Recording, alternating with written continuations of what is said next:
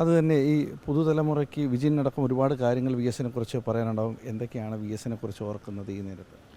സഖാവ് വി എസിനെ ഉജ്ജ്വല സമര പോരാട്ടത്തിൻ്റെ ഒരു നായകൻ കൂടിയായിട്ടാണ് ഒരുപക്ഷെ പുതിയ തലമുറയിൽ, ഞാൻ ഉൾപ്പെടെയുള്ള പുതിയ തലമുറയിലെ സഖാക്കളും ഈ നാടും കാണുന്നു.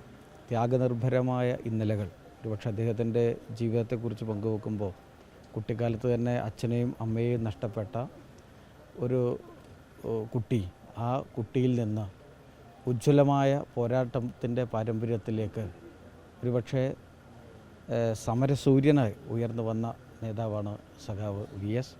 അദ്ദേഹത്തിൻ്റെ പോരാട്ടങ്ങളുടെ ഇന്നലകൾ ഒരുപക്ഷെ നമുക്ക് തന്നെ ഒരു പാഠപുസ്തകമാണ്. 1923 എന്തെങ്കിലും പേഴ്സണൽ?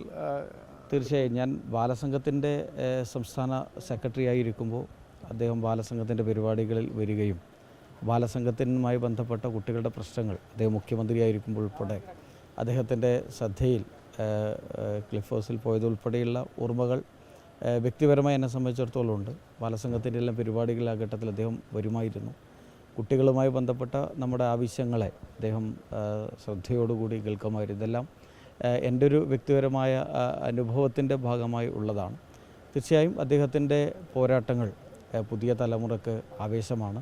അദ്ദേഹത്തിൻ്റെ ഓർമ്മകളിലൂടെ അദ്ദേഹത്തിൻ്റെ പോരാട്ടങ്ങൾ തീർച്ചയായും പുതിയ തലമുറയിലേക്ക് പകർത്തപ്പെടും. അതോടൊപ്പം തന്നെ ഇന്ന് വി എസിൻ്റെ മരണവാർത്ത അറിഞ്ഞ് എത്തപ്പെട്ടവരിൽ ഒരുപക്ഷെ വി എസിൻ്റെ ഈ ത്യാഗനിർഭരമായ ഇന്നലകൾ മനസ്സിലാക്കിയ ഒരു വലിയ വിഭാഗം യുവാക്കൾ കൂടിയുണ്ട് എന്നത് തീർച്ചയായും അദ്ദേഹത്തിൻ്റെ ഓർമ്മകളും അദ്ദേഹത്തിൻ്റെ സമരപോരാട്ടങ്ങൾ പുതിയ തലമുറ കൂടി ഏറ്റെടുത്തു. ഇതിൽ നിന്നൊക്കെ നിരവധി ആളുകൾ പ്രതീക്ഷിക്കല്ലെന്ന് തീർച്ചയായും കേരളത്തിൻ്റെ എല്ലാ ഭാഗങ്ങളിൽ നിന്നും നിരവധി ആളുകൾ രാവിലെ ആകുമ്പോഴേക്കും അവസാനമായി സഖാവ് വി എസിനെ കാണാൻ ഇവിടെ എത്തിച്ചേരും.